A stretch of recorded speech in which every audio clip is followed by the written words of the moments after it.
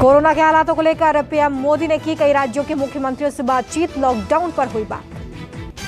PM Modi ने तेलंगाना, आंध्र प्रदेश, ओडिशा, झारखंड के CM, साथ ही पुडुचेरी और जम्मू कश्मीर के उपराज्यपाल से की बात। समीक्षा बैठक में राजनाथ सिंह, अमित शाह, निर्मला सीतारमण, डॉक्टर हर्षवर्धन समेत कई केंद्रीय मंत्री और अधिकारी मौजूद रहे। बैठक में कोरोना से बिगड़े हालातों की तस्वीर प्रधानमंत्री के सामने रखी गई। पीएम मोदी ने दिए निर्देश, हेल्थ इंफ्रास्ट्रक्चर को बढ़ाने के लिए हर संभव मदद दी जाए।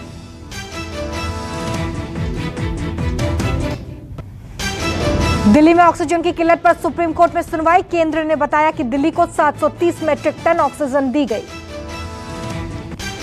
केंद्र ने कहा कि दिल्ली को ज्यादा ऑक्सीजन मिल रही है, पर वह इसे अनलोड नहीं कर पा रहा।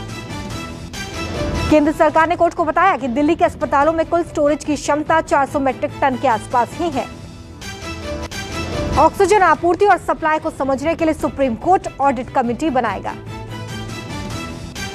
राज्यों का होगा ऑक्सीजन ऑडिट। सुप्रीम कोर्ट ने कहा, आज तैयारी की गई तो कोरोना की तीसरी लहर से बेहतर निपटा जा सकेगा।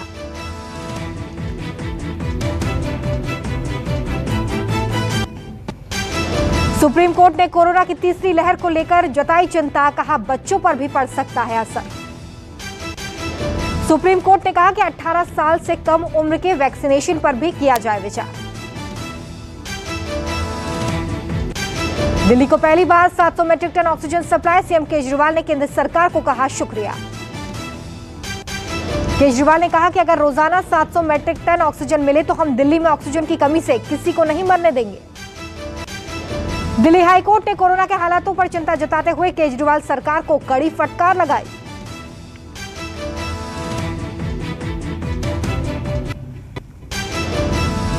कोर्ट ने कहा कि दिल्ली के मौजूदा चिकित्सा ढांचे की पोल खुल गई है।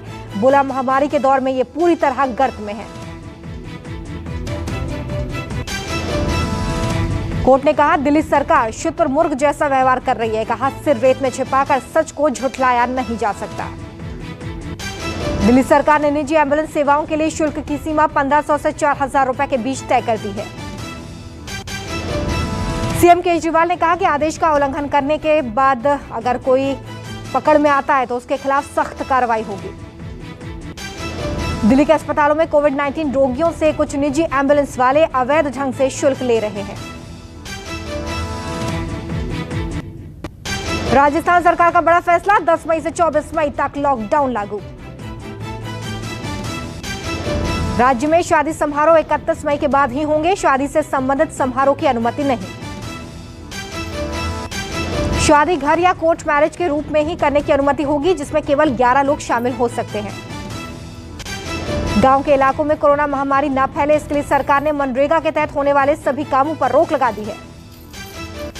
राज्य के बाहर से आने वाले यात्रियों को 72 घंटे के भीतर करवाई गई आरटी-पीसीआर नेगेटिव रिपोर्ट दिखाना जरूरी होगा।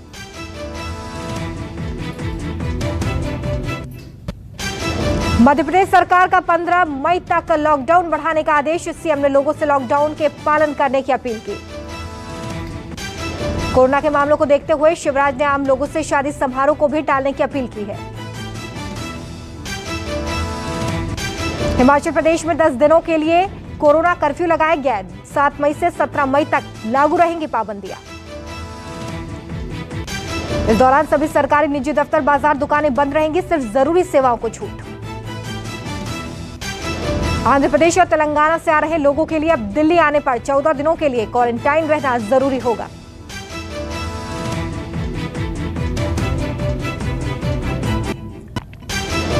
रेलवे ने यात्रियों की कमी और कोरोना के बढ़ते मामलों को देखते हुए लंबी दूरी की 28 जोड़ी ट्रेनों को अगले आदेश तक रद्द कर दिया है।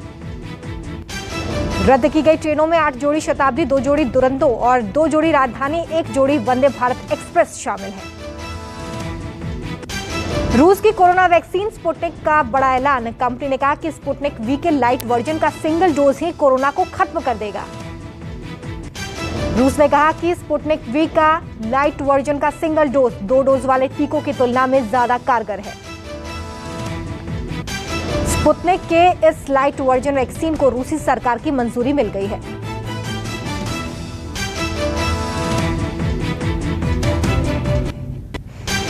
देश में कोरोना की रफ्तार जारी, 24 घंटे में 4,12,262 नए मामले, 24 घंटे में 3,980 लोगों की मौत। दिल्ली में कोरोना के 24 घंटे में 19,133 नए मामले, 24 घंटे में दिल्ली में 335 मौतें। महाराष्ट्र में 24 घंटे में कोरोना के 62,194 नए मामले, 24 घंटे में महाराष्ट्र में 853 लोगों की जान गई।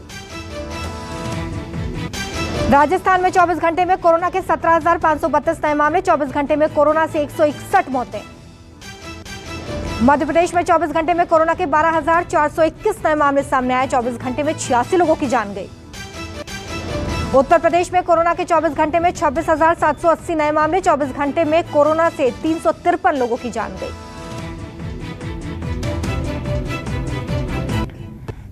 यूपी के बुलंदशहर में पंचायत चुनाव की ड्यूटी के दौरान 18 शिक्षकों की कोरोना से मौत। छत्तीसगढ़ के बिलासपुर में एक ही परिवार के 7 लोगों की मौत, 5 की हालत गंभीर। पंजाब की रोपड़ की भाखड़ा नहर में हजारों रेमडेसिविर इंजेक्शन बहते हुए दिखाई दिए।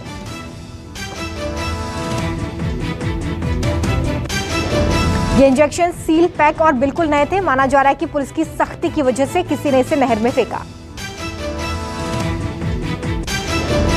गुरुग्राम के सुपरमार्केट में भीषण आग, दमकल की गाड़ियों ने पाया आग पर काबू, आग से लाखों के नुकसान की आशंका।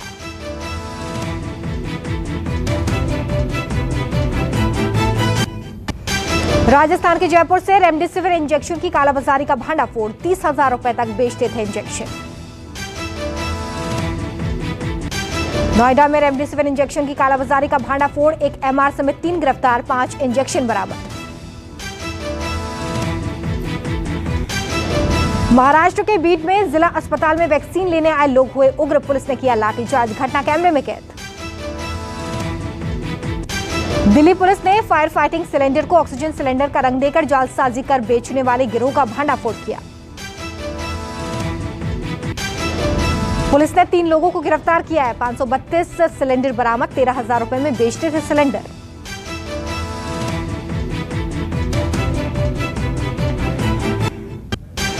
यूपी के कन्नौज के हॉस्पिटल में तीमारदारों और डॉक्टरों के बीच मारपीट, महिला की मौत के बाद हुआ हंगामा।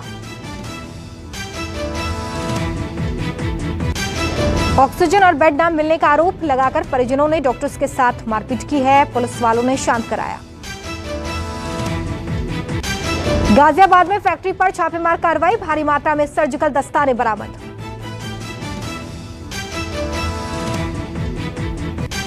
अस्पतालों में इस्तेमाल दस्ताने नए डब्बे में पैक करके बाजार में बेचने की थी तैयारी, 3 आरोपी गिरफ्तार। यूपी के अमरोहा में चुनावी रंजिश में जमकर चले लाठी डंडे, हारे प्रत्याशी ने जीते प्रत्याशी के समर्थकों को पीटा।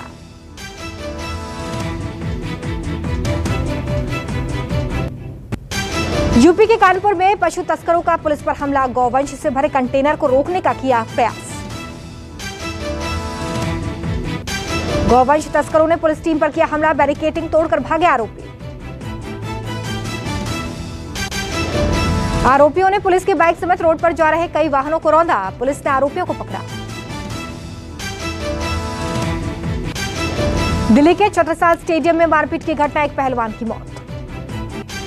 स्टेडियम के अंदर पहलवानों के बीच मारपीट हुई, मारपीट में कई पहलवान जख्मी हो गए।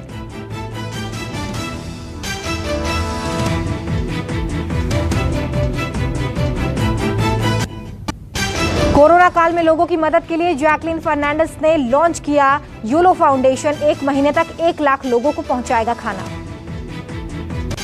मराठी अभिनेत्री अभिलाषा पाटिल की कोरोना से मौत, छिछोरे में किया था काम।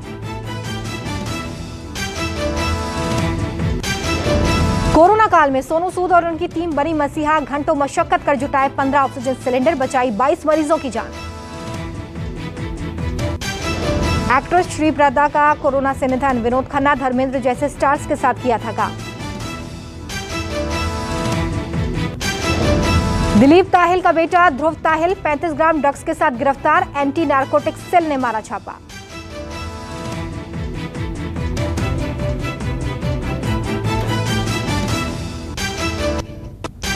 कोरोना मरीजों के लिए राहत, रोची की दवा को आपातकालीन इस्तेमाल की मंजूरी। रेलवे ने तैयार किए 4,400 कोविड केयर कोच, कोच में ऑक्सीजन की भी व्यवस्था। कोरोना महामारी में स्पाइस जेट ने संभाला मोर्चा, 3100 ऑक्सीजन कॉन्सेंट्रेटर की ढुलाई की। कोरोना की मार झेल रहे लोग, छोटे मझले उद्योग के कर्ज के पुनर्गठन को रिजर्व बैंक ने दी मंजूरी। कोरोना काल में भारत की सबसे सस्ती एसयूवी हुई महंगी, 33,000 रुपए बढ़े। इंडियन ऑयल ने रंधन से ईंधन योजना के तहत बनाया अनोखा बायोडीजल, अब रसोई के बचे तेल से दौड़ेगी कार। रियलमी का नया स्मार्टफोन लॉन्च, कीमत करीब 7,600 रुपए। कू में आया शानदार फीचर, टॉक टू टाइप, भारतीय भाषाओं में बोलकर टाइप कर पाएंगे मैसेज। भारत में जल्द MI बैंड 6 होगी लॉन्च, 14 दिन तक चलेगी दमदार बैटरी, कीमत 3,000 रुपए। नया ब्लूटूथ स्पीकर रियलमी कोबल हुआ लॉन्च, मिलेगा गेम मोड और 5 वॉट का साउंड। लॉन्च से पहले लीक हुए सैमसंग गैलेक्सी A32 5G के फीचर्स, कीमत 24,000 से 35,000 रुपए के बीच होगी। नेपाल में गिरी ओली सरकार, नहीं साबित कर पाई बहुमत, प्रचंड के नेतृत्व वाली पार्टी ने समर्थन वापस लिया। डोनाल्ड ट्रंप पर जारी रहेगा फेसबुक का निलंबन, पर्यवेक्षण बोर्ड ने बरकरार रखा फैसला। 22 से 11 साल की उम्र के बच्चों के लिए भी वैक्सीनेशन के इस्तेमाल की मंजूरी मांग सकती है फाइजर। भारत से डरबन पहुंचे जहाज के 14 crew members corona positive, south Africa में दहशत। अमेरिका में 12 से 15 वर्ष के बच्चों को भी कोरोना टीका लगाने की तैयारी, अगले हफ्ते मिल सकती है मंजूरी।